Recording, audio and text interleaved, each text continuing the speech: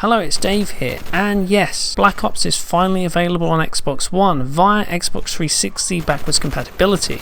Now in the past we've had variable results with 360 titles running on Xbox One. The likes of Perfect Dark, for example, get smoother frame rates, while games like Banjo-Kazooie actually perform worse, and on others there's very little change at all. So how does Black Ops look?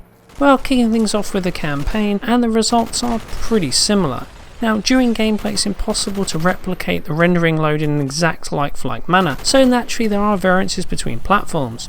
But as you can see here, during more action-heavy moments, both versions suffer from similar frame rate drops. The good news is there was never any screen tearing in the original game, so that's one less problem to worry about. Uneven frame times is still an issue though, and that means that the gameplay doesn't always feel as smooth as it should do. And well, this is pretty much what you can expect through most of the action-heavy moments throughout the game, and in this first stage there are quite a few of them. However, in less demanding scenes we do actually see a difference between the two. Notice how even though the action is still pretty hectic, we're actually getting fewer frame rate drops on Xbox One compared to 360 here. The Xbox One version actually comes close to delivering a complete 60 FPS lock, while on the 360 frame rates are a good 10-13 frames behind and the experience is a lot more juddery. In isolation this shows a clear improvement on Xbox One, but ultimately across the course of play there isn't that much in them, and for the most part performance is very similar, bar moments like these where Xbox One really takes the lead.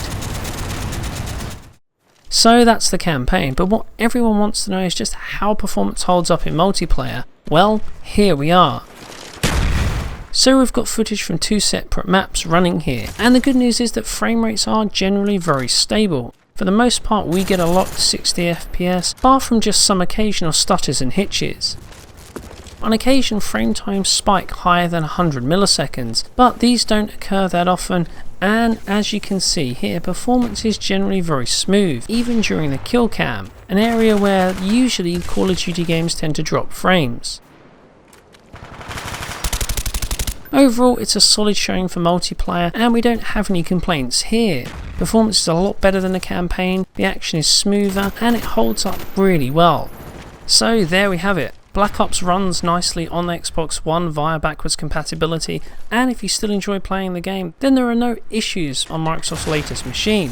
Anyway, that's all we've got for now. If you enjoyed the analysis, give us a like and subscribe. This has been Dave, thanks for watching and I'll see you next time.